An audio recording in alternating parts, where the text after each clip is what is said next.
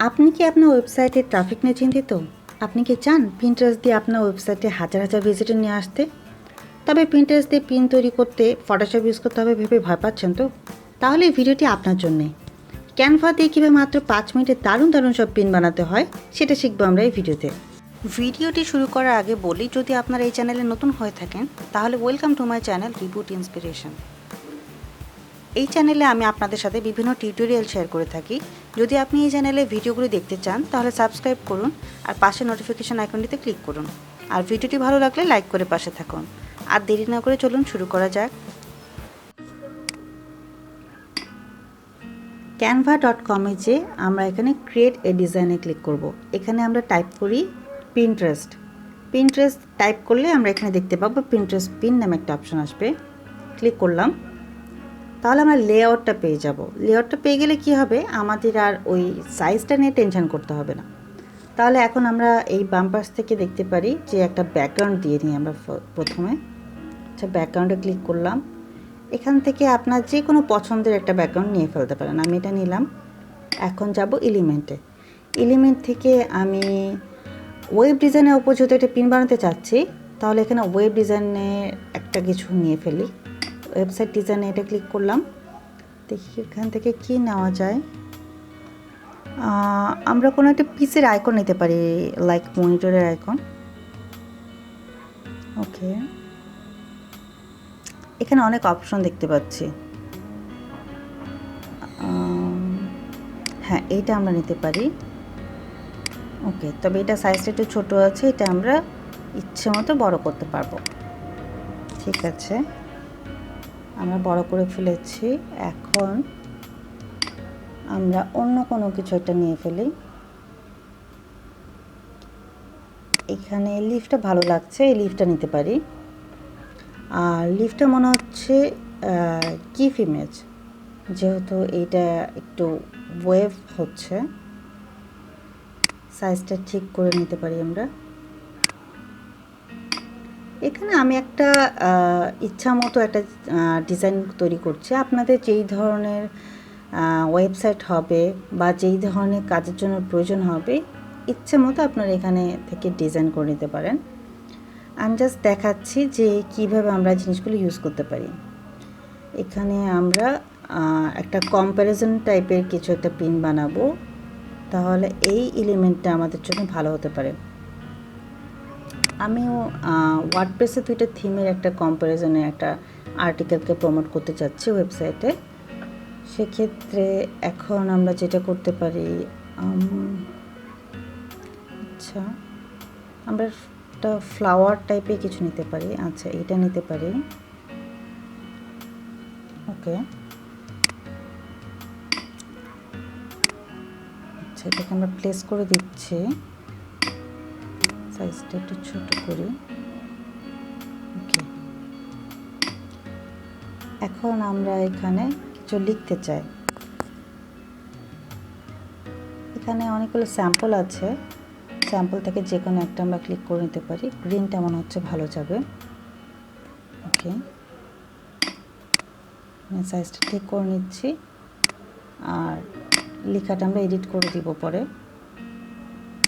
নিচের পোর্শনের জন্য আরেকটা লেখা নিয়ে নিচ্ছে সেম ডিজাইনের ওপর। ওকে, এখন আমি এখানে আমার থিমের নাম লিখে দিচ্ছি।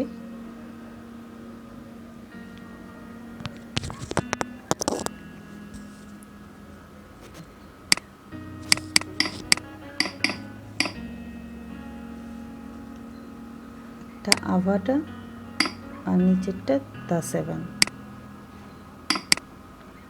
ওকে,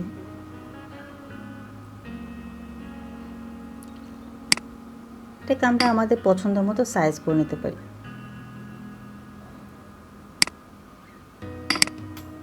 এখন যেহেতু এটা একটা কম্প্যারিজন, সেহেতু আমরা একটা কোশ্চেন মার্ক ইউজ করতে পারি।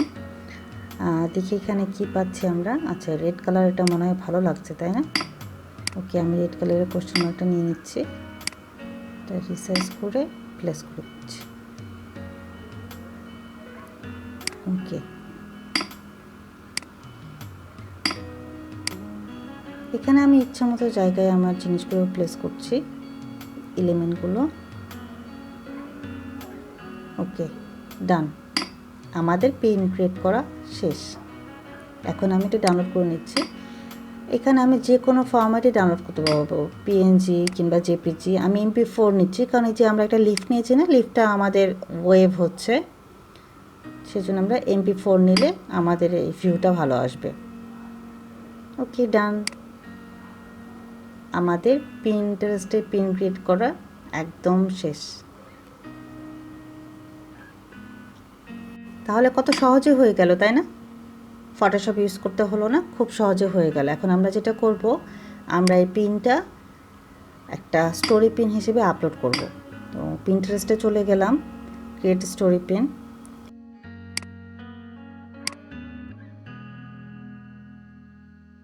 এখানে ক্রিয়েট নিউ দিয়ে আমরা ড্র্যাগ অ্যান্ড ড্রপ করতে পারি, অথবা এখান থেকে ব্রাউজও করে দিতে পারি পিনটা। ওকে, তো আমি ব্রাউজ করে দিচ্ছি। এটা ডাউনলোডসে রেখেছি। এই যে এটা আমার MP4 ফাইল। এখানে কিন্তু পিএনজি, জেপিজি যে কোনো ফাইল ইউজ করা যাবে। এই যে দেখুন আমার পিনটা কেমন দেখাচ্ছে। এটা একদম পিনের সাইজ পারফেক্টলি আসছে। আর নেক্সটে যে এখানে আমরা দেব ব্ল্যাঙ্ক লিস্ট। ব্ল্যাঙ্ক লিস্টের মধ্যে আমার যে আর্টিকেলটা থাকবে তার একটু ছোটো অংশ আমি তুলে দিব। আর যেহেতু এটা স্টোরি পিন, সেহেতু এর মধ্যে আমি চাইলে এই জায়গাটাতে আমার লিঙ্কটা শেয়ার করতে পারি, ওয়েবসাইটের লিঙ্কটা বা স্পেসিফিক পোস্টের লিঙ্কটা শেয়ার করতে পারি। কিন্তু আমি পোস্টের লিঙ্কটা শেয়ার করে দিচ্ছি। ওকে,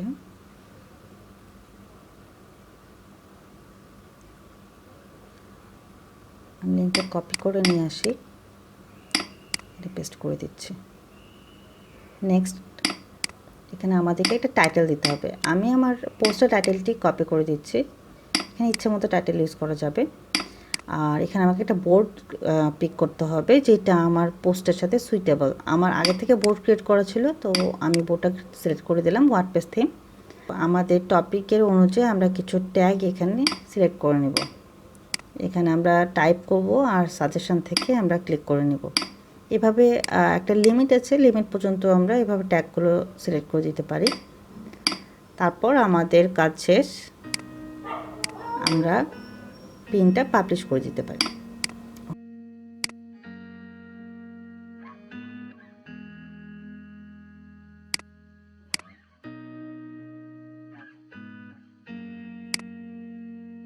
ওকে, পিনটা কিন্তু আপলোড হচ্ছে।